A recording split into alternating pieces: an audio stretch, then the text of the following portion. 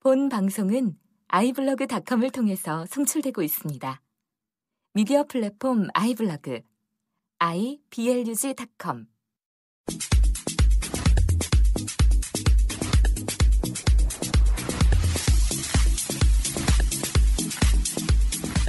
서혜정의 오디오 북카페.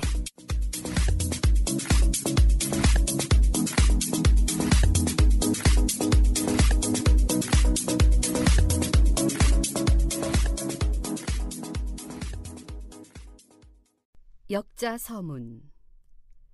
나는 이 책을 1992년에 처음 번역했다. 우리가 기억하는 것처럼 당시는 31년 만에 군인 출신 대통령 시대를 마감하고 민주화와 정치 문민화를 이루기 위해 노력하던 때였다. 그로부터 20년도 더 지난 지금 내가 이 책의 완역본을 다시 내야겠다고 마음먹은 데는 몇 가지 이유가 있다. 지금 여기 대통령의 권력을 논하는 데 있어서 이 책이 지니고 있는 현실주의적 감각이 여전히 유효하다는 것이 첫째 이유다. 저자에 따르면 권력은 통치 행위에 대한 개인의 영향력이다. 대통령의 강함 또는 나약함이란 사람들에게 영향을 미칠 수 있는 대통령의 개인적 역량에 달렸다. 영향력은 설득력이다. 설득은 상호적인 관계이며 쉽게 말하면 흥정하는 능력이다. 따라서 대통령의 영향력이란 흥정을 유리하게 이끌 수 있는 이점에서 나온다.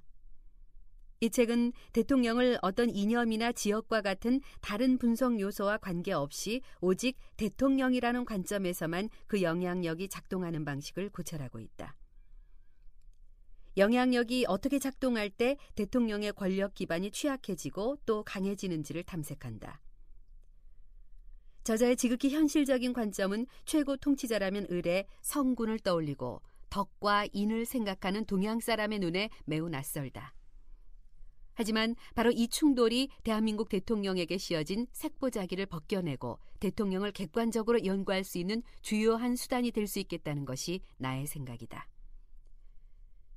역사적 경험 탓이겠지만 우리는 대통령에 대해 선험적으로 평가하는 데 익숙해 있다. 전쟁과 분단, 권위주의와 민주화를 겪으면서 우리는 이념과 지역, 계층과 세대 사이에 깊은 균열을 만들었고 대통령 또한 이 균열을 따라 정치 기반을 형성함으로써 대통령에 대한 평가도 선험적으로 주어졌다. 대통령에 대해 국민들은 미리 각자의 색깔대로 보자기를 씌워놓았다. 이런 상황에서 대통령의 의도와 권력 감각, 그리고 기질에 대해 냉정하게 평가한다는 것은 애초부터 어려울 수밖에 없다. 따라서 민주주의 체제에서 위대한 지도자의 조건은 무엇인지, 대통령의 권력은 어떻게 행사되어야 하는지를 객관적으로 따지는 이 책의 관점에 따라 위대한 지도자에 대한 모델을 세우는 일은 우리 민주주의의 번영을 꾀하고 국민을 통합하는 데 기여할 것이라고 생각한다. 둘째, 이 책이 한국의 대통령학을 한 걸음 더 나아가게 할 수 있겠다는 믿음 때문이다. 통치 형태로서의 대통령제에 대한 연구와 대통령의 리더십, 선거 및 정책 결정 과정, 정부 구성과 조직 및 대통령 개인의 자질 등 대통령에 대한 연구 범위는 넓다. 미국에서는 대통령학 연구소와 대통령학회를 중심으로 일찍부터 대통령에 대한 연구에 몰두해왔다. 한국에서도 학자들과 전문 연구기관에서 제도와 선거 과정 등 다방면으로 활발하게 연구하고 있지만 아직은 대통령 개인을 다루는 연구에 많이 치우쳐 있다고 평가받는다. 이 책은 대통령의 의도, 즉 방향 감각과 권력 감각, 그리고 이 두 가지 요소에 근본적인 영향을 미치는 자신감의 원천으로서의 자질을 대통령의 관점에서 통합함으로써 제도적, 정치적, 정책적, 개인적 연구를 포괄하는 장점을 지니고 있다. 저자의 이런 관점은 분야별 연구 성과에 기대는 동시에 다른 분야의 대통령 연구를 촉진하는 역할을 할 것으로 기대된다. 셋째 이유는 한국 상황에 대한 적용에서의 유의미성이다. 독자들은 이 책이 제시하는 루스벨트부터 레이건까지 미국의 대통령들에 대한 풍부한 사례를 읽으면서 대한민국 대통령의 영향력이 행사되는 방식에 대해 쉴 새 없이 떠오르는 생각을 멈추기 어려울 것이다. 위대한 대통령의 조건으로 저자는 권력 감각을 강조한다. 물론 대통령을 평가할 때 그의 방향 감각과 개인의 기질 그리고 남긴 유산도 매우 중요한 요소라는 것을 부정하지 않는다. 하지만 대부분의 대통령들이 순수한 영혼과 시대에 맞는 방향 감각을 가지고 있었다는 사실에 동의한다면 결국 위대함과 평범함의 차이는 권력 감각에 대한 차이로 귀결된다. 트루먼 대통령이 메가더 장군의 인사 문제를 어떻게 처리했는지에 대한 저자의 설명을 들으면서 우리는 대한민국 제18대 대통령의 인사와 2013년 9월 보건복지부 장관의 사퇴를 곱씹어 보게 될 것이며 명령에 의한 영향력 행사의 한계를 느끼게 될 것이다. 또한 국정원 댓글 사건을 되돌아보면서 각 시기별로 대통령의 선택은 자신의 영향력을 유지하기 위한 관점에서 불가피하게 이루어진 선택이었는지 아니면 참모의 관점에서 이루어진 선택이었는지를 묻게 될 것이다. 대통령이 통찰했어야 할 이해관계의 복잡성과 가변성은 무엇이었을까? 그리고 대통령의 선택은 어떤 것이어야 했을까? 평판에 대한 장은 우리 독자들을 현재 대한민국의 대통령이 의회, 정당과 맺고 있는 관계로 안내할 것이다. 오늘날 대통령이 대변하고 있는 국회와 정당은 소용돌이 그 자체다. 정당은 지지자 조직으로 변했고 대통령 선거는 국회와 정당을 빨아들이는 블랙홀이 됐다. 국회 원자화와 정당의 지지자 조직으로서의 전환은 대통령의 입장에서 결코 바람직한 현상이 아니다. 당선과 동시에 정치적 자원이 소실되기 시작하고 임기 후반이 되면 급격히 무너질 수밖에 없는 운명을 맞게 된다. 이런 상황에서 대통령은 의회 그리고 정당과 어떻게 관계를 맺고 자신의 영향력을 확대하는가? 1948년 대통령제 헌법을 채택한 이후 우리는 여러 명의 대통령을 배출했다. 1987년 이후에도 지역과 지역 사이에 여당과 야당 사이에 평화적 정권 교체를 이루었고 최근에는 최초의 여성 대통령의 시대까지 열리면서 우리는 대통령을 객관적으로 평가해볼 귀중한 경험을 공유하게 됐다.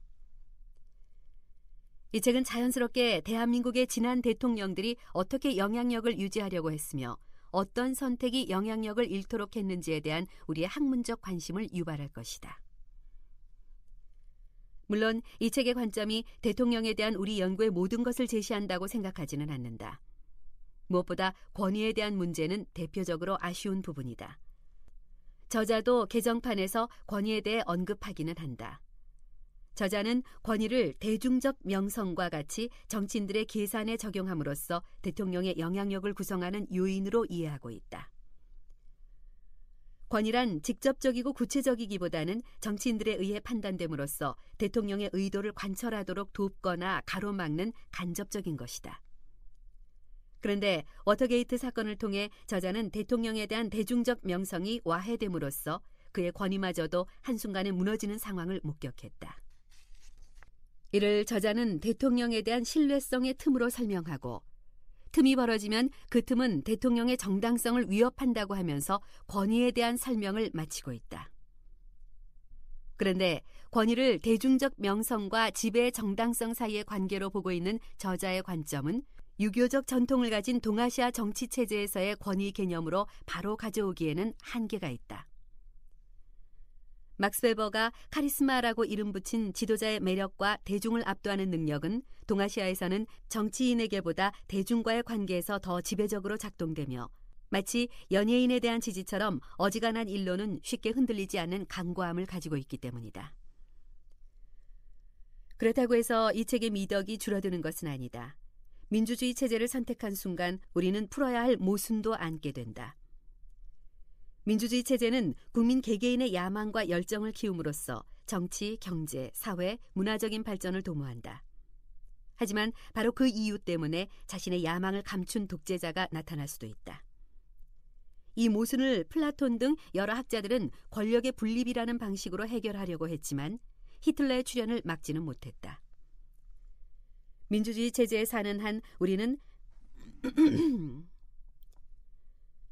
페리클레스와 워싱턴, 링컨과 프랭클린 루스벨트처럼 국민 개개인의 열정을 키우고 시대 정신을 체현하면서도 자신이 가진 야망의 한계를 넘지 않는 위대한 지도자를 매일매일 갈망하는 운명에서 벗어날 수 없다.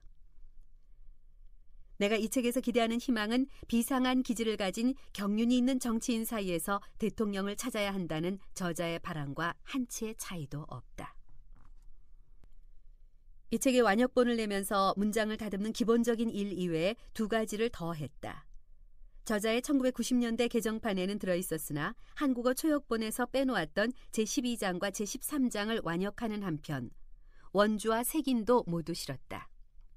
이는 학문적 관심을 가진 독자들을 위한 역자로서의 당연한 임무일 것이다. 그리고 초역본에서는 제목을 대통령과 권력이라고 했으나 완역본에서는 대통령의 권력으로 바꾸었다. 이 책의 원제목이 담고 있는 프레지던털 파워의 의미와 저자의 관점은 대통령의 권력에 더 가깝다. 그런데도 초역본의 제목을 대통령과 권력으로 했던 것은 권력이 비단 대통령만이 아니라 어떤 정치 조직이든 그 정점에 앉아있는 사람들이 을에 부딪히는 전형적인 문제로 읽혀도 좋겠다고 생각했기 때문이다. 1992년 당시 우리는 민주화 이후 첫 문민 대통령을 맡고 있던 터라 비교할 만한 대통령의 사례를 충분히 갖지 못한 처지였다. 그러나 지금 우리에게 대통령에 관한 경험이 풍부하게 축적돼 있고 객관적인 연구 또한 절실히 요구되는 상황이라면 제목도 당연히 대통령의 권력으로 바꾸는 것이 바람직할 것이다. 세상 일이 그렇듯이 이 책 한 권을 내는데도 많은 분들의 도움이 있었다. 20여 년 전 처음 내게 이 책을 소개했던 김병국 국립외교원장은 좋은 추천사를 써주었다. 현실 정치와 학문의 세계를 막론하고 이런 분이 나의 학문적 동지라는 점은 참으로 행복한 일이다. 독자들이 양해한다면 정치학자로서의 삶과 정치인으로서의 삶을 살아가는 결코 편치 않은 길에 한결같은 마음으로 곁을 지켜주고 격려해준 나의 아내와 가족 그리고 보좌진들에게도 자주 하지 못하는 감사의 마음을 전한다. 이 책에 공이 있다면 지금 다 거론하지 못한 많은 분들의 노고 때문이고 흠이 있다면 역자인 내가 짊어져야 할 몫이라는 것을 밝힌다. 2014년 5월 제2장 명령의 3가지 사례. 1952년 이른 봄 선거운동의 열기가 달아오르기 전에 트루먼 대통령은 다가오는 대통령 선거에서 아이젠하워가 이길 경우 장군 출신 대통령으로서 어떤 문제에 부닥치게 될 것인가를 곰곰이 생각하곤 했다. 그리고는 책상을 탁탁 두드리며 말했다. 아이젠하워는 이 자리에 앉을 거야. 그리고 이렇게 말하겠지. 이걸 해라, 저걸 해라. 하지만 아무 일도 일어나지 않을 거야. 가엾은 대통령 자리는 군 사령관하고는 전혀 달라. 아이크는 곧 이 자리가 심한 좌절감을 가져다 준다는 걸 알게 되겠지. 트루먼의 예상대로 아이젠하워는 대통령이 된 뒤 그것을 알게 된 것이 분명하다. 저널리스트 로버트 도너번은 아이젠하워의 임기 초반을 논평하는 글에서 이렇게 말했다. 견해차와 불화가 계속되자 대통령은 참다 못해 분통을 터뜨리곤 했다. 공화당을 잘 이끌어보려고 애쓰는 일이 도대체 무슨 소용이 있는지 그는 알고 싶어 했다. 그리고 이런 반응은 임기 초반에만 국한되지 않았고 그의 소속 정당에만 국한된 것도 아니었다. 1958년 아이젠하워의 한 보좌관은 나에게 이렇게 말했다. 대통령은 아직도 자신이 뭔가를 결정하면 그걸로 그 문제는 끝나야 한다고 생각하고 있다. 그런데 그 일이 끝나지 않은 상태로 되돌아오거나 잘못 처리되면 대통령은 상당히 충격받은 놀라움으로 반응하곤 한다. 트루먼은 그 말이 무슨 뜻인지 알고 있었다. 아이젠하워의 보좌관이 한 말 가운데 충격받은 놀라움 대신 사임이라는 말을 집어넣으면 트루먼한테 딱 들어맞았을 것이다. 상원의원 출신의 대통령은 장군 출신의 대통령보다는 충격을 덜 받았을지 모르지만 자꾸 되풀이되는 그 고통스러운 경험에 복종하지 않기는 장군 출신과 마찬가지였다. 이걸 해라, 저걸 해라, 아무리 명령해봤자 아무 일도 일어나지 않을 것이다. 그는 아이젠하워에 대해 말하기 오래전에 이미 또 다른 말로 자신의 경험을 표현했다. 나는 온종일 여기 앉아서 어떤 일을 하도록 사람들을 설득하려고 애쓰느라 시간을 보내고 있다. 그들은 내가 구태여 설득하지 않아도 그 일을 할 만한 분별력을 갖고 있을 게 분명하다. 대통령의 권력은 고작 그 정도에 불과하다. 업무에 관한 대통령의 이 말 속에서 우리는 지금 우리 앞에 놓여있는 문제의 핵심을 발견한다. 즉, 권력은 결코 힘을 보장해주지 않으며 사무원의 지위는 지도력을 보장해주지 않는다는 것이다. 미국 대통령은 형식적으로는 놀랄 만큼 광범위한 권력을 갖고 있으며 이 권력은 헌법에 보장돼 있다. 그러나 대통령은 그 권력에도 불구하고 명령을 내리는 것만으로는 어떤 결과도 얻지 못한다는 것을 앞에 인용한 사례가 입증하고 있다. 대통령은 또한 미국 정부와 정치의 관리에 따라 엄청나게 높은 지위를 갖고 있다. 그러나 그 높은 지위에도 불구하고 대통령은 설득력 있는 주장을 펴지 않고는 어떤 조치도 이루어지게 할 수 없다는 것을 앞에 인용은 입증하고 있다. 대통령의 권력은 곧 설득력이다. 이 증언은 언뜻 보기에는 트루먼 행정부와 아이젠하워 행정부의 공식 문서에 기록되어 있는 사건과는 모순되는 것처럼 보인다. 많은 사례들 가운데 특히 3가지 사례가 이런 표면상의 모순을 분명히 보여준다. 1951년에 더글라스 맥아더 장군은 사령관직을 포기하라는 트루먼의 명령을 받았고 맥아더는 명령에 따라 사령관 자리를 떠났다. 1952년에는 미국 전역에 제철소를 압류했는데 이 조치가 대통령의 직권남용이라는 대법원의 판결에 따라 트루먼이 압류 해제를 명령할 때까지 미국 정부는 약 7주 동안 제철소들을 강제 점유했다.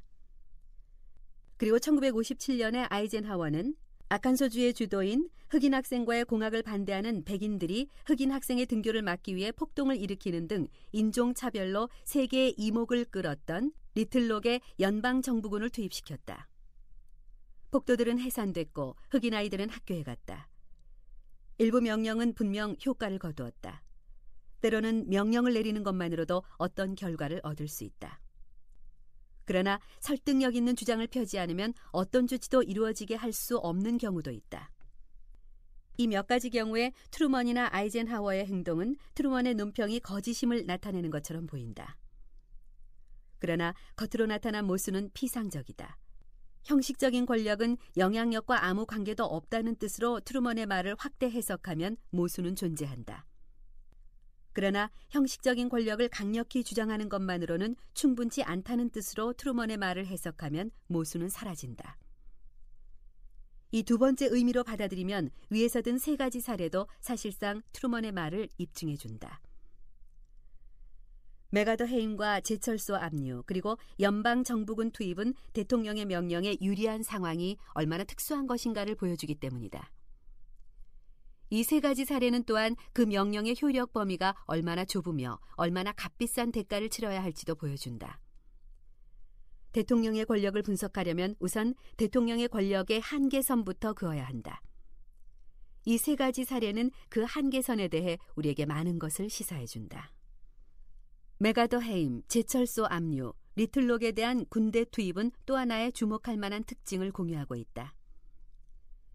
이 3가지 경우 결정적인 명령은 고통스러운 마지막 수단, 즉 다른 모든 구제책이 사라졌기 때문에 어쩔 수 없이 취한 반응이었다. 이것은 승리보다 오히려 실패, 좀 더 부드러운 수단으로 목적을 달성하려는 시도의 실패를 암시한다. 트루먼은 회고록에서 이렇게 말하고 있다. 1951년 4월에 마셜 장군은 국방부 서류를 읽은 뒤 2년 전에 맥아더를 해임해야 했다는 결론을 내렸다. 마셜이 읽은 것이 모두 공식 기록에 실려있지는 않지만 맥아더 해임이 놀라울 만큼 오래 지연됐다는 견해에 무게를 부여할 정도는 실려있다. 한국전쟁 이전에 있었던 문제들은 모두 제쳐놓고 인천 상륙작전 이후에 맥아더가 보여준 전문 능력에 대한 의문도 모두 무시하고 해임을 재촉한 명령 불복에 관한 기록만 대충 훑어보아도 대통령의 반응만 제외하고는 모든 점에서 그와 비슷한 사례를 적어도 2가지는 찾아낼 수 있다. 첫 번째 사례는 중국이 개입한 뒤 맥아더가 격렬하게 항의한 것. 이 항의는 1950년 12월에 트루먼이 내린 사전 허가 명령의 원인이 되었다. 두 번째는 그보다 몇 달 전에 타이완 정책에 대해 공개적으로 불만을 표시한 것이었다. 백악관은 1951년 4월에 그의 해임을 발표했지만 이 해임 명령은 1950년 8월이나 12월에도 글자 하나 바꾸지 않고 그대로 발표할 수 있었을 것이다. 그러나 트루먼은 이 2가지 경우에는 조치를 보류했고 맥아더를 해임하고 싶은 생각이 그의 마음을 스친 것은 분명하지만 자신을 제외하고는 어느 누구의 체면도 손상하지 않은 채 의견차를 좁히려고 애썼다. 기록을 보면 그가 맥아더를 결코 해임하고 싶어 하지 않았다는 것을 알 수 있다. 한국전쟁 이전과 전쟁 기간에 맥아더에게 도전을 받았을 때마다 마지막 도전을 제외하고는 트루먼은 맥아더가 꼭 참고 일을 계속하도록 하기 위해 온갖 수단을 강구했다. 이유가 무엇이든 트루먼은 정책을 상당히 위태롭게 만들고 자존심을 희생하면서까지 이 목표를 어느 목표보다도 끈질기게 추구한 것 같다. 그런 의미에서 그가 결국 맥아더를 해임할 수밖에 없었던 것은 그의 실패였다. 리틀록 사태에서 아이젠하워가 보여준 태도도 마찬가지였다. 남부에 있는 고등학교의 인종차별을 폐지하기 위해 연방군을 파견하는 것은 그가 무엇보다도 원치 않은 일이었다. 실제로 그는 1957년 7월에 다음과 같이 말하여 포버스를 부추겼을지도 모른다. 내가 연방법원의 명령을 집행하기 위해 어떤 지역에든 연방군을 파견할 수밖에 없는 상황은 상상할 수도 없다. 미국의 상식은 결코 그것을 요구하지 않으리라고 나는 믿기 때문이다. 그런 종류의 권한이 어디엔가 잠들어 있을지도 모르지만 나는 결코 그런 종류의 권한을 추구하지 않는다. 그리고 이 나라에서 대통령이 지방의 연방군을 파견하는 것이 현명한 일이라고도 생각하지 않는다. 9월에 학교가 개학했을 때 아칸소 주지사가 주 방위군을 동원하여 법원 명령의 집행을 방해하자 대통령은 무력 사용을 피하기 위해 애썼고 이 노력은 결론을 얻지 못한 뉴포트 회담에서 절정에 달했다. 아이젠하워는 사전 보장 없이 뉴포트에서 포버스와 만나기로 동의했다. 이것은 대통령이 마지막으로 선택한 길이 아닌 다른 길을 원했다는 것을 보여주는 증거다. 뉴포트 이후 오랫동안 백악관에서 거듭 주장한 배신의 의미도 바로 그것이다. 대통령은 군대 파병이 아닌 다른 길이 있다고 믿고 싶었고 그렇기 때문에 포버스에게 배신당했다고 생각한 것은 자연스러운 결과였다. 제철소 압류에서는 실패한 요인이 자명하다. 트루먼은 생산 중단을 막기 위해 노사 분규를 해결하고자 했다. 1951년 12월에 노조 계약 기간이 끝나자 트루먼은 노사 분규를 임금안정위원회에 회부하여 생산 중단을 초래하지 않고 타결을 이끌어내려고 애썼다. 임금안정위원회의 보고서가 문제를 해결하기는커녕 오히려 위기를 초래하자 윌슨과 대통령은 나름대로 해결책을 모색하기 시작했다. 이들의 견해차는 목표가 아니라 전술과 관련돼 있었다.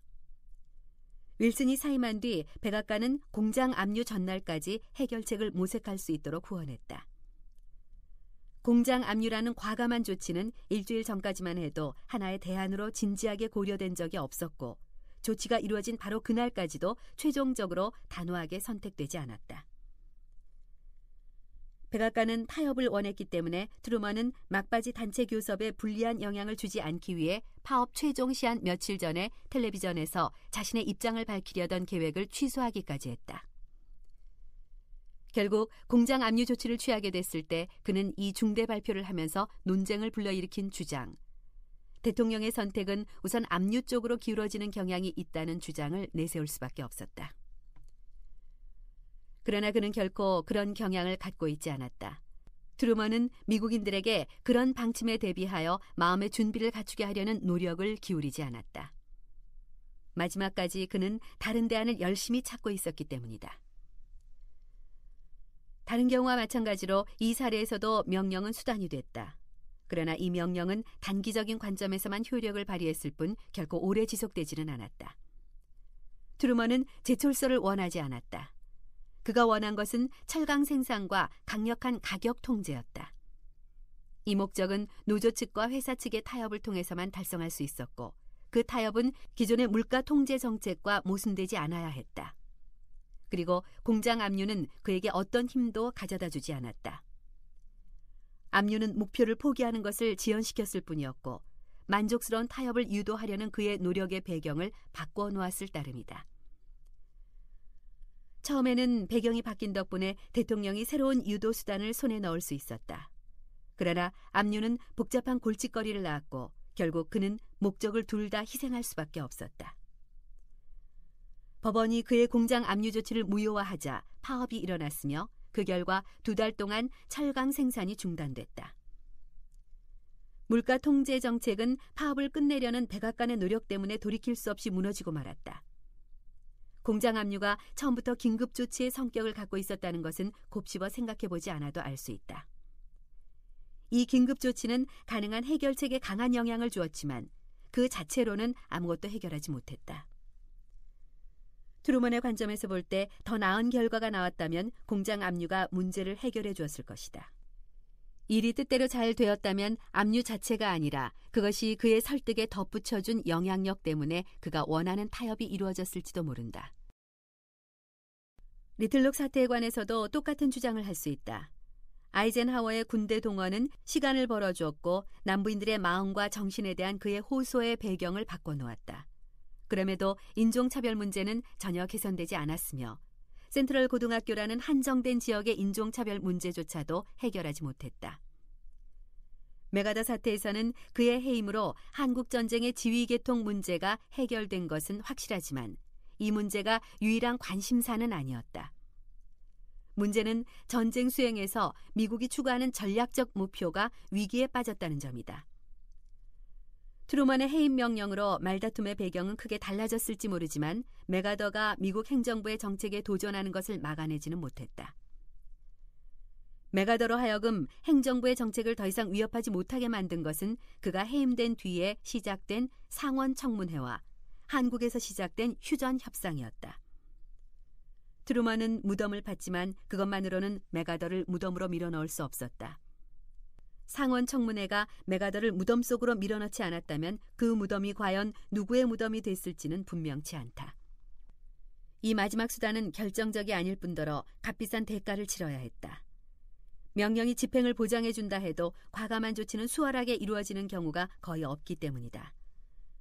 과감한 조치는 때로는 그 조치가 보호하고자 하는 표적을 역으로 희생시킬 수도 있고 또 때로는 표적이 완전히 빗나가 버릴 수도 있다. 예를 들어 트루먼은 메가더를 해임했을 때 한반도 정책에서 적어도 한 가지 이상의 대가를 치러야 했다. 그것은 바로 상원 청문회에서 앞으로의 전쟁 수행에 관한 트루먼 정권의 은밀한 생각을 대중 앞에 노출시킨 것이었다. 그것이 그 후의 사건에 어떤 영향을 미쳤든 간에 베이징과 모스크바 당국은 트루먼이 대통령 자리에 있는 동안 미국의 의도를 알 수 있었고 국내에서는 신문을 읽는 사람이라면 누구나 워싱턴 당국이 북한을 다시 정복하려고 애써봤자 별 소용이 없다고 생각한다는 것을 알게 됐다. 이런 배경 속에서 지루한 휴전 협상이 시작됐다. 중국인들은 이런 폭로에 영향을 받지 않았을지도 모른다. 그러나 미국인들은 분명 영향을 받았다. 많은 사람들 중에서도 특히 헨리 키신저는 휴전 협상이 막 시작됐을 때 공격적인 군사작전을 중지함으로써 우리는 중국인들이 타협을 원하게 만들 수 있는 유일한 유인책을 스스로 없애버렸다. 2년 동안 지루한 휴전 협상으로 좌절감을 맛본 것은 우리가 자초한 일이다 라고 주장했는데 이 주장은 상당한 타당성을 지니고 있다. 그러나 베이징 당국이 전쟁의 염증을 느끼는 대로 가급적 빠른 시일 내에 전쟁을 끝내고 싶다는 강력한 소망을 워싱턴 관리들이 스스로 공식화하고 대중 앞에 발표까지 한 마당에 미국이 어떻게 공격을 계속할 수 있었겠는가. 이 방법을 제시해준 사람은 지금까지 아무도 없다. 메가더와는 다른 타개책을 제시하라고 청문회에서 닥달을 받은 미국 정부는 중국이 아직 협상을 제의하지 않았음에도 그쪽에서 협상 제의가 들어오면 기꺼이 응하겠다는 뜻을 밝혔다. 중국에서 협상 제의가 들어오자 메가더가 소동을 일으키지 않았다 하더라도 휴전 협상이 시작됐을 때 공격을 계속하기는 쉬운 일이 아니었을 것이다. 상원 청문회가 끝난 뒤에 생각해보면 휴전 협상을 하면서 동시에 공격을 계속하는 것은 정치적으로는 가능할지 모르지만 심리적으로는 불가능해 보인다. 이런 대가는 트루먼이 보호하려고 애쓰고 있던 목적에 직접 부담을 줬지만 이런 대가 말고도 트루먼은 메가더를 해임함으로써 다른 정책 목표에 부담을 주는 간접적인 대가도 치러야 했다. 인과관계가 단순하지 않기 때문에 이런 간접적인 대가를 따로 떼어서 생각하기는 어렵다. 그러나 이 대가가 결코 하찮은 것은 아니었다. 무엇보다도 1952년의 제철소 사태 때 트루먼이 의회와 법원 및 대중 앞에서 자신의 입장을 변하지 못한 것은 1년 전 메가더의 도전으로 그의 신뢰성이 땅에 떨어졌기 때문이라고 생각할 수 있다. 여기에 중요한 점이 있다는 것은 다음의 장들에서 밝혀질 것이다. 과감한 조치는 값비싼 대가를 요구할 수 있지만 계속 아무 조치도 취하지 않는 것보다는 나을 수도 있다. 트루먼은 전쟁 수행을 맥아더에게 완전히 맡기지 않고는 더 이상 그를 통솔할 수 없었을 것이다.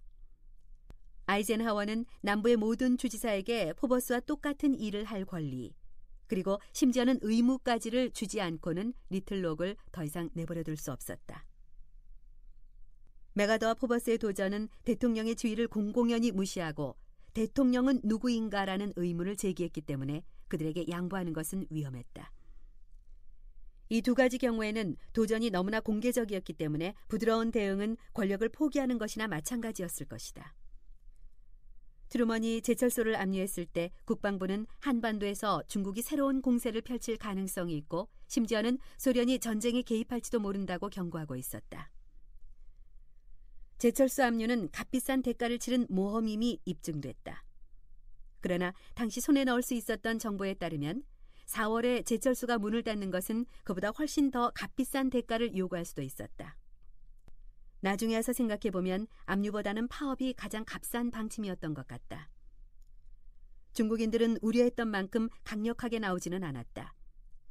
그들이 강력하게 나왔다면 공장 압류는 주목할 만한 성공이었다는 평가를 받았을지도 모른다. 그러나 트루먼은 당시의 상황 속에서 행동할 수밖에 없었다. 자동 집행되는 명령은 아무리 값비싼 대가를 요구하거나 결정적이지 않을지라도 어느 정도 쓸모가 있는 법이다. 이 세 가지 경우에 대통령의 명령은 정책 목표의 상실이 돌이킬 수 없는 것처럼 보일 때조차 정책 목표는 여전히 손 닿는 곳에 남아있으리라는 확신을 가져다 주었다. 이것이 대통령의 진정한 업적이다. 그러나 필연적으로 그것은 일시적인 업적이다. 마지막 수단조차도 그보다 부드러운 조치의 성격을 나누어 갖고 있다. 마지막 수단은 절대적인 영향력을 갖지 못한 사람이 저항할 힘을 가진 다른 사람을 설득하여 어떤 일을 이루고자 할 때 그 설득 과정에서 일어나는 사건이다. 대통령의 힘은 설득력이라는 트루먼의 선언은 옳았다. 명령은 일상적으로 쓰기에 적합한 방법이나 대용품이 아니라 설득하는 방법이다. 안녕하세요. 성우 서혜정입니다. 오늘 제가 골라본 책은요, 아주 묵직한 책입니다. 두께로 봐서도 묵직하지만 색깔도 그렇고요. 또 제목도 그렇습니다. 대통령의 권력이라는 책이에요. 직접 번역하신 선생님 모셨습니다. 선생님이 맞나요? 네, 직접 소개 좀 해주세요. 안녕하세요. 네, 안녕하세요. 이병석 의원입니다. 네. 전반기 19대 국회 부의장을 갓 마치고 지금 현재 법사위원회에 있는 국회의원입니다. 네, 반갑습니다. 갓 마치시고 갓 책을 또 만들으셨어요. 이 책을 처음 번역하셨을 때가 1992년인데 당시 우리나라 정치 상황을 돌이켜볼 때 이 책이 어떤 메시지를 줄 수 있다고 판단을 하셨었는지 궁금하네요. 그때 1992년은 우리가 기억하는 것처럼 31년 만에 이제 군 출신 대통령 시대를 마감하고 네. 민주화와 정치 문민화를 이루기 위해서 많은 사람들이 노력하던 때였죠. 그렇죠. 저도 한국정책과학원을 설립하고 김영삼 대통령 후보의 정책 개발을 지원하고 있었을 때입니다. 네. 그때 접했던 이 책에는 트루먼의 한국전쟁에 관한 이야기, 케네디의 쿠바 얘기, 존슨의 베트남 전쟁 관련 정책 등에 이르기까지 네. 대통령의 권력이 공식적, 비공식적으로 행사되는 다양한 사례에 대해서 심층적인 분석과 날카로운 비판이 담겨 있었습니다. 네. 또 이 책을 보면은 권력을 어떻게 하면 얻을 수 있는가 하는 방법과 또 권력을 획득한 다음에 어떻게 하면 유지할 수 있을까. 네. 그러면서 어떻게 잘못하면은 권력을 잃어버리는가 하는 데 대한 여러 가지 이 대통령의 리더십을 설득력 있게 이야기하고 있는 것이 매우 매력적이었습니다. 네, 네. 저는 이 책이 예. 민주화 이후에 첫 문민 대통령을 만들고 우리 국민이 뽑은 대통령이 대통령으로 앉게 되면서 대통령학 연구 사례를 충분히 갖지 못했던 대한민국에 대통령을 정당하게 평가하고 객관적으로 살펴볼 수 있도록 하게 만들어주는 이정표의 역할을 할 수 있을 거라고 생각했고 네. 그래야 우리가 뽑은 대통령이 정확한 방향을 갖고 국민을 위해서 일해 주실 거다 하는 데 대한 매력 때문이었습니다. 네, 네. 그때로부터 20여 년의 세월이 지났고요. 이 책에서 다루는 마지막 대통령이 레이건 대통령인데요. 그 후로 미국이 또 4명의 대통령을 더 낳았잖아요. 그렇죠. 그럼에도 완역판을 다시 펴낸 이유가 이 책이 시공간을 초월한 메시지를 담고 있기 때문이 아닐까라는 생각인데요. 그렇습니다. 그렇다면 2014년 대한민국에서 이 책은 왜 필요한지 의원님 생각이 궁금하거든요. 벌써 20년이 지났지 않습니까? 예. 그런데 그때 20년 전에 번역할 때 이 번역본에서는 레이건 대통령 부분이 빠져 있었습니다. 네. 그 이후에 정보됐는데 그 정보됐을 때 전체 레이건 대통령까지를 포함한 전체 책을 완역해내는 것이 이 책의 완성도를 높이는 데도 굉장히 중요할 뿐만 아니라 독자들에게도 훨씬 더 레이건까지 포함된 저자의 책이 우리한테 더 깊은 사색의 실마리를 줄 거라고 생각을 했습니다. 네. 여기에서 이 완역본을 통해서 가장 핵심적인 부분은 현실주의적인 권력에 대한 평가와 감각이 매우 독특했기 때문에 그렇습니다. 네. 트루먼에서 클린턴에 이르기까지 40여 년간 미국 대통령과 행정부의 멘토 역할을 했던 이 책의 저자 리처드 뉴스타트 교수에 따르면 대통령직은 정부가 원활하게 돌아가는데 이바지할 뿐만 아니라 모든 국민이 국민을 위해서 봉사해 달라고 요구하는 하나의 사무원에 지나지 않는다. 네. 이렇게 이야기를 합니다. 대통령은 이 대통령과 관련되거나 대통령 주변에 있는 사람들과 서로의 이익을 위해서 일을 성사시키고 정책이 대통령이 좋아서 혼자 나가는 정책이 아니라 이 정책이 상대방 자신에게도 도움이 된다고 하는 것을 설득해서 그들의 동의를 받아놔야 되기 때문에 대통령은 권력을 혼자 일방으로 운용하는 것이 아니라 이해관계를 조정하는 역할을 동시에 하는 것입니다. 네. 따라서 대통령은 설득력 있는 주장을 펴지 않고는 어떤 정책도 그 정책의 결과를 만들어낼 수 없다는 거죠. 네. 그래서 회의를 주재한다는 프리사이드에서 프레지던트라고 하는 대통령 직함이 나온 것도 바로 그와 같은 이익 조정을 조정하는 대통령의 모습을 상정하고 있는 것입니다. 예. 그래서 대통령의 권력은 곧 설득력으로부터 나온다. 이렇게 이 저자가 단정을 하고 있습니다. 네. 저자의 지극히 현실적인 이런 관점은 우리나라에서 최고 통치자라 그러면 성군이다.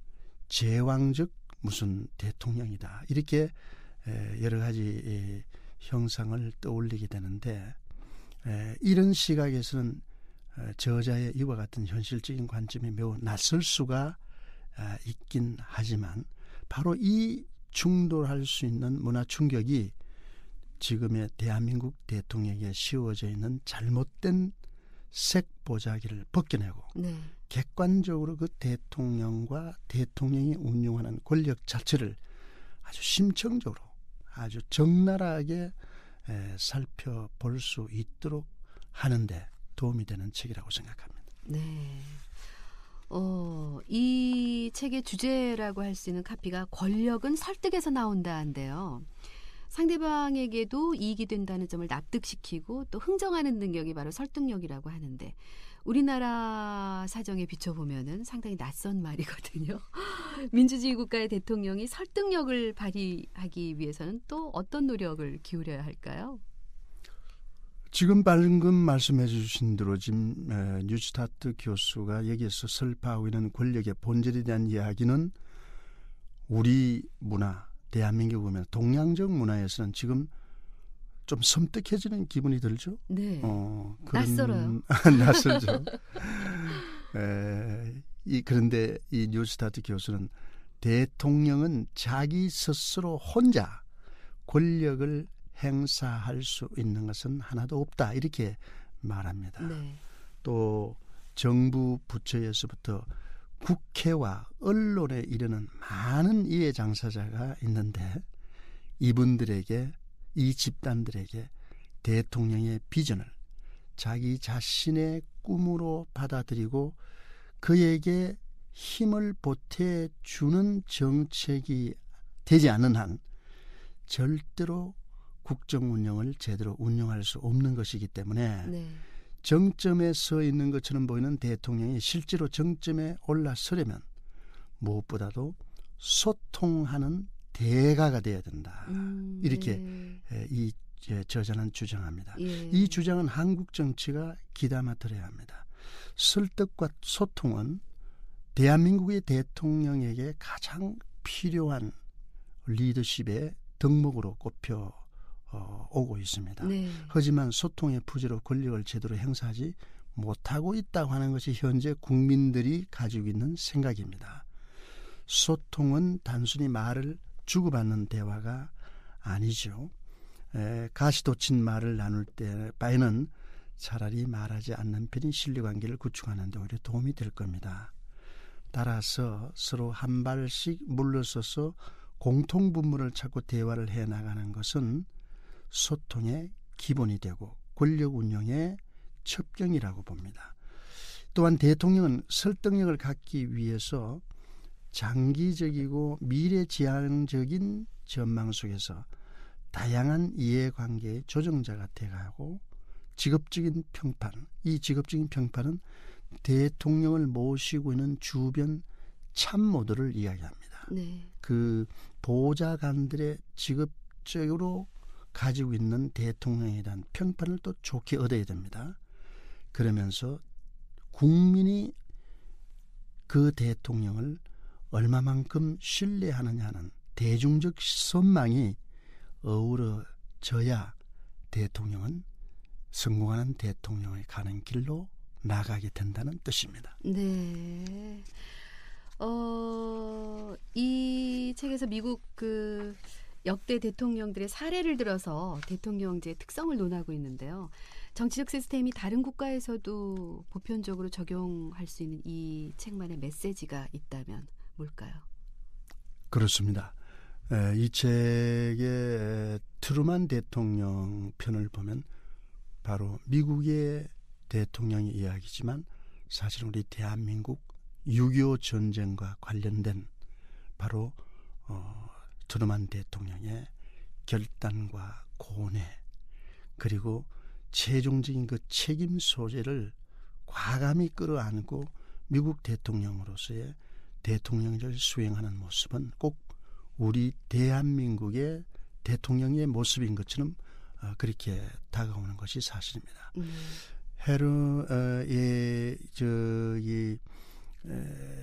그 한국 전쟁 당시에 독자 행동을 일삼고 있던 메가드 장군을 해임했던 트루만 이야기. 네. 쿠바 미사일 위기에서 소련 호르츠초프와 맞섰던 케네디 대통령. 이란에 무기를 판매한 수익금을 니카라과 반군에 지원하는데 선 레이간 대통령 등 다양한 대통령의 사례를 통해서 이 저자는 자기 자신의 주장을 펴고 있지 않습니까? 네. 그 과정에서 핵심적인 메시지는 권력은 결코 대통령의 권력을 그저 단순히 보장해 주는 것은 아무것도 없다는 겁니다. 내가 대통령이고 그리고 내가 대통령 권력을 가지고 있는 것만으로 모든 것을 가능하게 만들어주거나 또 그 권력이 지속적으로 그렇게 나아갈 수 있도록 보장해 주는 것은 아무것도 없다는 겁니다. 네. 대통령은 놀라울 만큼 광범위한 권력을 갖고 있는 듯해 보이지만은 명령을 내리는 것만으로는 어떤 결과도 얻지 못합니다. 아무도 따라주지 않기 때문에. 높은 지위에도 불구하고 대통령은 설득력 있는 주장을 펴지 않고는 어떤 조치도 결과를 만들어내게 할 수 없다는 것입니다. 결국 권력은 개인이 자기 손에 움켜쥐고 있는 자산이 아니라 제3자와야 맺는 사회적 관계 속에서 자라나는 것입니다. 네. 이 관계가 뒤틀리고 불신이 팽배해지면 권력은 부지불식간에 누수현상에 직면하게 되고 결국은 소리 없이 정발하면서 결국 실패한 대통령의 아주 초라한 모습으로 그렇게 나락으로 떨어져 간다는 것을 강조하는 겁니다. 네. 이 책에 수록된 대통령에 대한 질문을 드리자면 이 책에 등장하는 역대 대통령 중에 가장 성공적으로 리더십을 발휘한 인물은 누구라고 생각하세요? 이 책에서 성공한 대통령은 결국 저자는 첫 번째 완벽한 대통령 루스벨트라고 그렇게 지적을 합니다. 예. 지명을 합니다. 예. 이 루스벨트는 가장 권력에 대한 감각을 가지고 있는 권력자였다. 이렇게 평가를 하고 있습니다. 뉴스타트 교수는 대통령이 강력하고 올바른 권력을 행사하고 개인의 역량을 펼치기 위해서 설득력 외에도 직업적 평판과 대중적 신망이 잘 어우러져야 한다고 말하고 있습니다. 아까 네. 제가 말씀드린 대로 여기서 말하는 직업적 평판은 대통령을 보좌하기 위해서 권력장치로 그렇게 주변에서 도와주기는 백악관 참모들을 이야기합니다. 네. 참모들부터도 인정을 받아야 됩니다. 네. 그러면서도 대중적 신망이라고 하는 것은 국민 여론의 소위 그 아주 지지를 받는 그와 같은 대통령이 되어야 되는데 이 루즈벨트 대통령은 바로 그 직업적 평판을 가하는 참모들로부터도 지지를 받고 국민들로부터 대단한 신망을 함께 받는 대통령이라고 표현하고 있습니다. 네. 루스벨트는 한 정치인이기 전에 또 품이 있는 인간적인 모습을 국민에게 보여줬습니다. 그의 연설문들은요, 지난 인간의 아주 힘든 신체 장애를 가지고 만인 위에 별처럼 존경받는 사람임을 지명하고 있습니다. 이 루스벨트는 국민을 자신의 친구로 생각했기에 국민을 진심으로 걱정하고 또 이 국민들의 문제를 진심으로 자신의 문제로 여겨 주었기에 국민들로부터 신망과 신뢰를 받을 수 있었습니다. 네. 또한 루즈벨트는 뉴딜 정책으로 미국의 경제 위기를 기회로 바꿨습니다. 테니스강 유역 개발 사업을 추진해 산업을 일으키고 일자리를 창출했습니다. 10만 마일의 도로를 건설하고 병원, 학교, 공항 등 수천 개의 공공건물을 정축했습니다. 오늘날의 현대화된 미국은 바로 루즈벨트 대통령 시대의 뉴딜 정책에 의해서 만들어진 나라입니다. 뿐만 아니라 우리 사회에서 잊혀지고 고통받는 소수, 나우되기 쉬운 국민에게 늘 희망을 주었습니다. 그로 인해서 루즈벨트 대통령은 지금까지도 세상을 바꾼 소통과 설득력의 리더십의 참 모범으로 그렇게 미국 국민들에게 인식되고 있다는 겁니다. 네.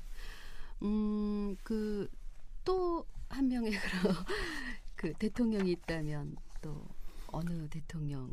뉴스타트 교수는 한 분을 더 성공한 대통령으로 그렇게 지명하고 있는데요. 레이간 대통령이죠. 아, 우리들에게 할리우드 영화배우, 네. 멋진 노인으로 기억되고 있지만은 미국 국민들로부터 많은 사랑을 받고 있는 대통령 중 한 분이 레이간 대통령입니다. 네. 레이건은 퇴임 당시 지지율이 63%로 오. 당시까지 지지율이 가장 높은 역대 대통령이었습니다. 또 2004년 미국 갤럽 여론조사 기관이 최근 대통령 중 가장 뛰어난 대통령을 묻는 질문에 미국 국민은 58%로 1위를 바로 레이간 대통령을 꼽았습니다. 네. 레이간의 인기는 무너지는 경제를 부활시키고 외교와 안보 정책을 확장시켰다는 지적과 더불어서 뛰어난 리더십 때문에 가능했습니다. 특히 냉전 시대를 종식시키는 데 있어서 원칙을 가지고 구소련을 정확하게 지적하고 구소련의 체제가 지속될 경우에 인류에게 줄 수 있는 아픔과 손해를 지적했기 때문에 그때 그 레이간 정책을 미국 국민은 지지했고 네. 결국은 소련은 무너지지 않았습니까? 네. 그리고 오늘날에 러시아로 그렇게 새롭게 소련의 체제가 변혁이 됐습니다. 레이간은 중요한 경제정책이나 외교정책에 대해 원칙만을 제시하고 나머지는 아랫사람들이 권한과 책임을 갖고 추진토록 위임해줬습니다. 무엇보다 미국을 위한 자신의 행위를 진지하게 믿었고 국민들도 따라 믿도록 정말 진정성을 갖고 설득했다는 데서 신뢰를 바탕으로 한 리더십의 또 다른 미국 대통령의 정수를 우리가 볼 수 있게 됩니다. 네. 배우 시절에 그런 역을 많이 했었나? 그래서 예행 연습을 많이 한 거 아닐까요? 주연 배우로 네. 그때 정치적 감각을 배우로서 그러게요. 그렇게 많이 익혔을 수도 네. 있죠. 그리고 배우로서의 이 대사라고 하는 것은 정치가로서의 연설, 네. 그 연설을 어떻게 말을 다듬고 그 말이 배우로서의 대사가 일반 관객에게 줄 수 있는 감동이 무엇인가를 예. 나름대로 알고 있는 레이간 대통령이라면 똑같은 논리로 예. 어떤 연설을 어떤 메시지로 국민에게 전달하는 것이 네. 국민에게 감동을 주고 그리고 자기가 가고자 하는 정책 방향으로 국민을 설득해서 국민과 대통령의 권력이 하나가 될 수 있을까에 대한 기술을 네. 터득했을지도 모르죠. 그러게요. 나는 잘 모릅니다만. 사람의 마음을 움직이는 그런 능력을 가질 수가 있잖아요. 배우는. 그렇습니다. 예. 1948년에 대통령제 헌법을 채택한 이후에 우리는 여러 명의 대통령을 배출했잖아요. 1987년 이후에도 지역과 지역 사이에 또 여당과 야당 사이에 평화적 정권 교체를 이루었고요. 최근에는 또 최초의 여성 대통령의 시대까지 열면서 우리가 대통령을 객관적으로 평가해볼 귀중한 경험을 공유하게 됐는데요. 이 책은 자연스럽게 대한민국 대통령에 대한 학문적 관심을 유발할 것으로 보이거든요. 어떻게 생각하세요? 아마 그런 아주 긍정적인 효과가 있을 것이라고 저는 확신합니다. 대한민국은 민주주의라고 하는 정치 제도와 이에 따른 절차를 걸쳐서 선출된 대통령에 의해서 지금 운영되고 있지 않습니까? 네. 대통령의 일거수일투족은 모든 사람들의 관심사이고 이 나라의 운명은 대통령과 함께 온갖 시련과 성장을 동반해 왔다고 할 수 있습니다.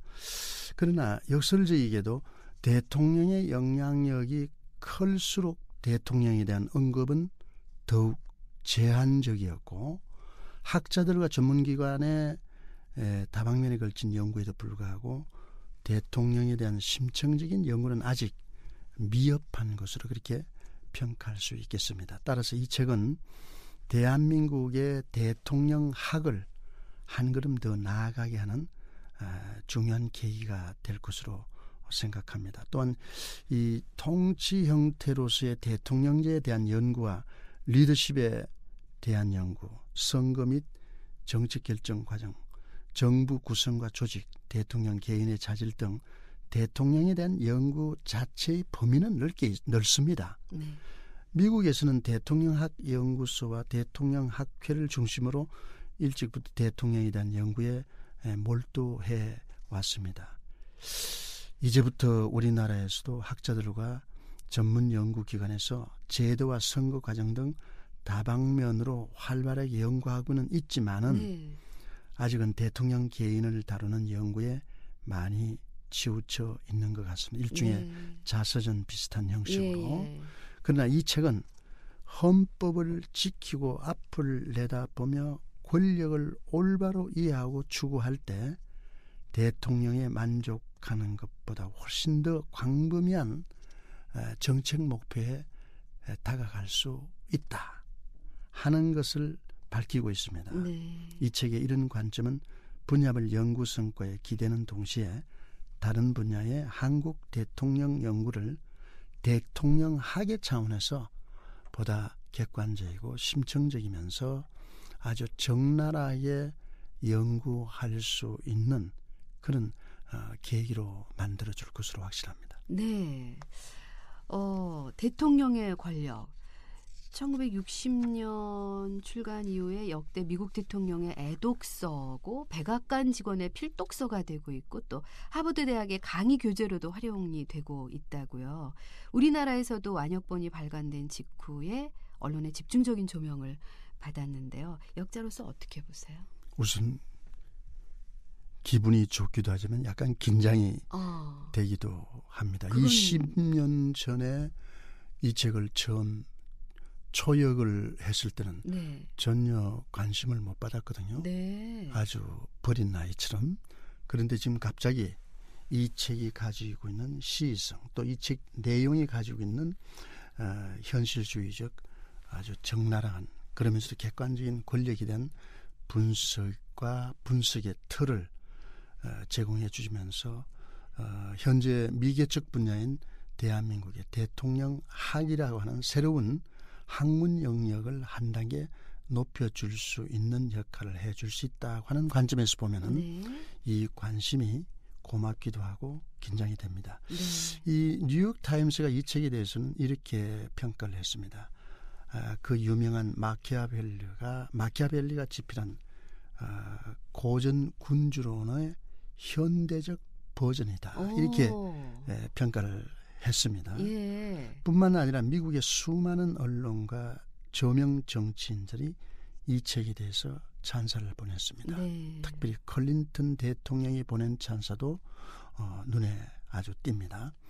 이 말씀하신 대로 완역본이 발간된 직후 우리나라의 많은 언론에서도 이 책의 의미와 가치에 대해서 매우 높은 평가를 내렸습니다. 네. 그중에서 어느 한 언론은 청와대가 읽어야 할 리더십 교과서라고 아주 크게 제목을 내서 서평 톱으로 그렇게 보도해 줬을 때는 제가 오히려 놀랐습니다.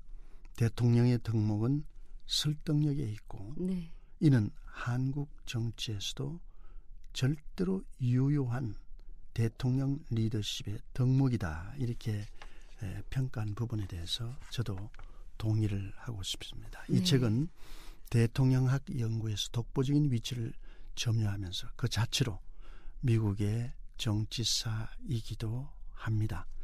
한국전쟁, 쿠바 미사일 위기, 베트남 전쟁 등 익숙한 사례들이 속속 등장해서 쉴 새 없이 한국의 역대 대통령들과 비교하게 하고 또 견주어 보게 하게 하는 재미까지 더해주고 있는 것이 사실입니다. 네. 그런 면에서 이 책은 앞으로도 우리 정치학계와 그리고 독자들 그리고 일반 국민들의 관심을 놓치지 않을 그런 대상이 될 것으로 확신하고 있습니다. 네.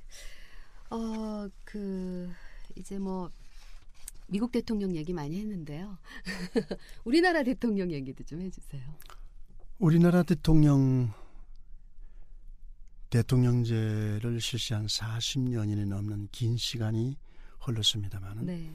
아까도 말씀드린 대로 국민이 직접 투표를 통해서 우리 대통령으로 뽑아서 대통령제가 실시된 기간은 김영삼 대통령이 최초의 문민 대통령이었습니다. 그렇죠. 그리고 나머지 그 이전 기간에 20여년에 걸친 기간은 권력의 일탈, 네. 그리고 쿠데타, 그리고 변칙적인 여러 가지 절차를 통해서 국민의 의사가 충분히 헌법적 권리로 보장된 가운데서 대통령을 만든 그런 기간이 아니었죠. 네. 그러다가 김영삼 대통령 이후에 문민정부가 수립이 되고 직선제에 의해서 국민의 선택에 의해서 원하는 대통령이 권력 위임을 받아서 대통령이 되는 시대를 이제 거쳐왔습니다. 네. 그리고 벌써 시간이 흘러가고 있지 않습니까? 네. 김영삼 대통령, 김대중 대통령, 노무현 대통령, 이명박 대통령, 그리고 최근에는 우리나라 최초의 여성 대통령인 박근혜 대통령까지 벌써 이제 5대에 걸친 네. 민간 대통령 또는 문민 대통령으로 우리나라 대통령제의 역사를 이어가고 있습니다. 이 대통령 5분, 한 분은 이제 박근혜 대통령께서 지금 대통령제를 수행하고 있기 때문에 평가의 대상은 아직 이르고 네. 제외되겠습니다마는 4분의 문민 대통령이 오늘 우리가 논했던 바로 이 대통령의 권력이라고 하는 이 책 속에 나오는 미국 대통령의 평가 기준을 가지고 그 기준을 적용한다면 네. 과연 이 4분의 대통령이 성공한 대통령일까 실패한 대통령일까 이 부분은 우리 국민들이 이 책을 읽어보고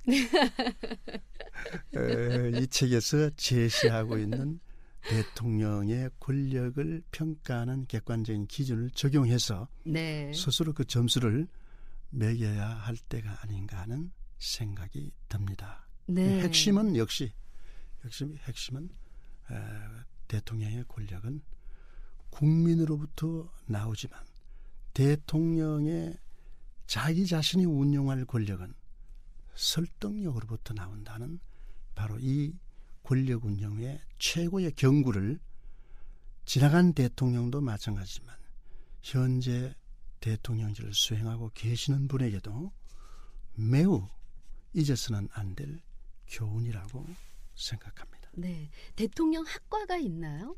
없습니다. 네.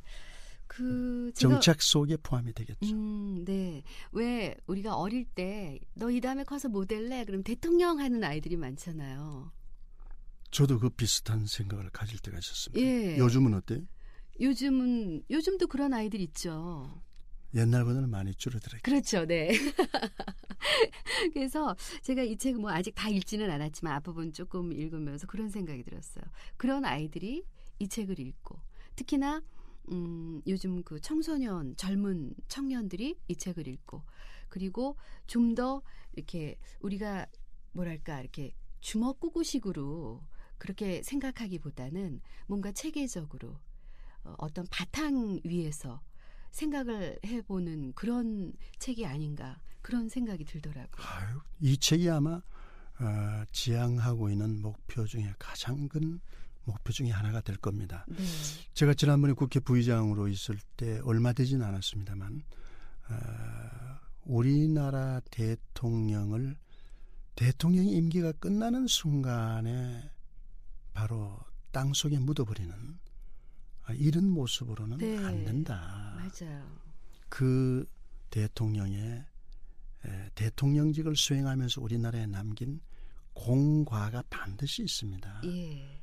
공도 있고 잘못한 부분도 있을 텐데 모든 걸 한꺼번에 매몰시켜서 아주 이 방안에 장식해 둬서 그렇게 마음이 기쁠 것이 없는 모습으로 그렇게 국민들 기억 속으로 사라져가는 모습은 네. 바람직하지 않다 하는 생각이 들었습니다. 그래서 그때 이쪽에 영남권에 있는 국회의원들은 또 제가 국회 부의장이기 때문에 함께 의견을 같이 하고 또 호남권에는 아시는 것처럼 김대중 대통령을 모셨던 박지원 목포 출신 국회의원이 중심이 되면서 호남 국회의원들이 또 같이 의견을 공유하고 네. 그래서 우리가 최초로 김대중 대통령의 고향인 생가가 있는 그 목포 신안면 하이도 이 생가 현장을 함께 갔습니다. 네. 영남의원과 우리 호남 의원들이 같이 그 현장을 보면서 우리가 많은 걸 느꼈지 않습니까? 네.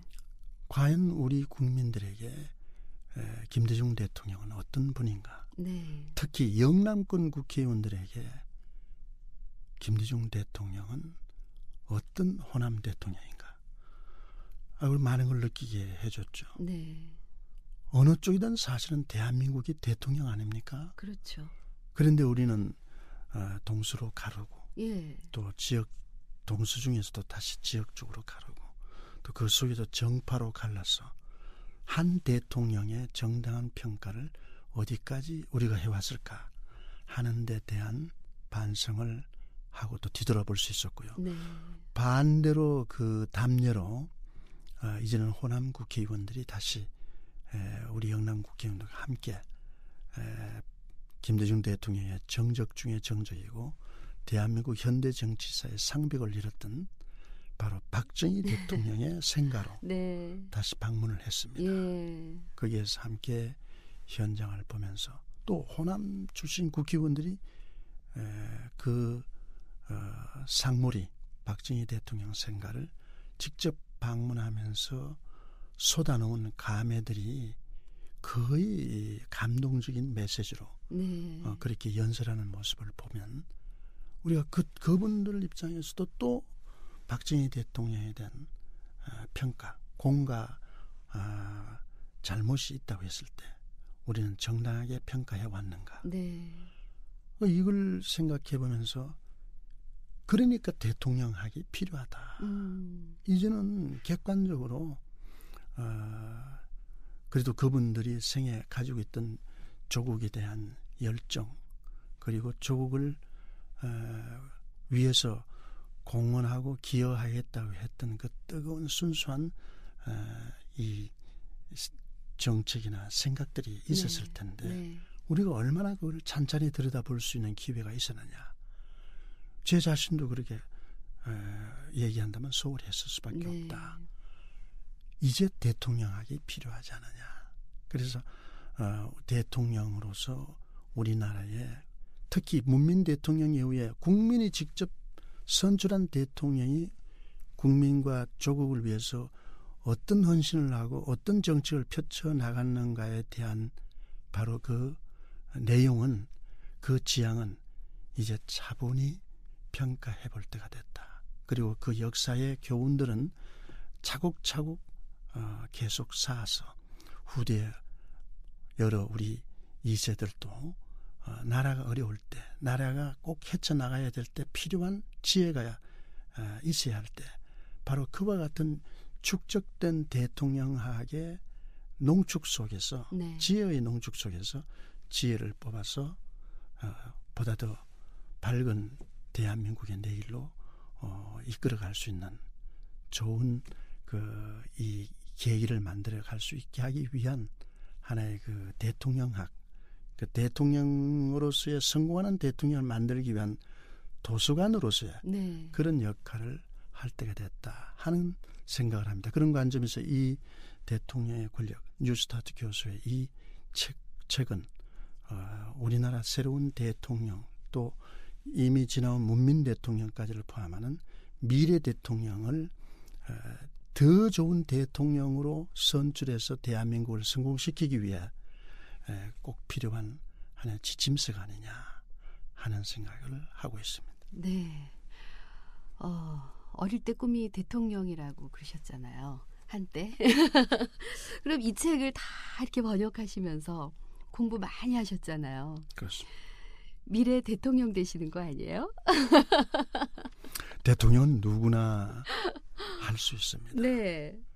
그리고 대통령은 아까도 이 책에서 얘기하고 있는 것처럼 대통령 되었을 때 권력을 어떻게 공유하고 나누고 그리고 서로 거래하듯 좋은 의미의 조정을 하느냐 네. 하는데 현직 대통령으로서 권력을 성공시키는 하나의 이 기본이고 네. 또 그것을 뒷받침해주는 능력이 설득력이라고 이렇게 얘기하고 있지 않습니까? 네. 대통령을 지향하거나 되시고자 하는 분도 대통령 되는 과정도 네. 바로 자기가 가지고 있는 정치적 자원이나 권력 자원을 유리한 자원을 그 대통령 되게 만들어가게 하기 위한 과정에 관계되고 있는 제3자 이해관계자 이분들에게 네. 바로 그 자원을 공유하는 바로 그와 같은 이해 조정의 역할을 잘 하면 결국 누구라도 대통령이 될 수 있을 겁니다. 네. 아, 오늘 이렇게 묵직한 책을 그렇게 어렵지 않게 아주 쉽게 잘 말씀해 주셔서 정말 고맙습니다. 영광입니다. 그리고 오늘 이렇게 누추한 곳에 찾아주셔서 정말 제가 영광이고요. 아니 굉장히 마음이 편안하고 네. 국회의원 의원회관 제 사무실보다 여기가 더 편안한데. 어머, 그러세요? 자주 놀러 오세요, 그러면. 그리고 한번 놀러 오십시오. 네. 제 자리를 확인하십시오. 예, 고맙습니다. 네, 오늘 말씀 감사합니다. 서혜정의 오디오북 카페, 오늘은 대통령의 권력이라는 책 소개해드렸어요. 오늘 이병석 의원님 모시고 말씀 나눴습니다. 고맙습니다.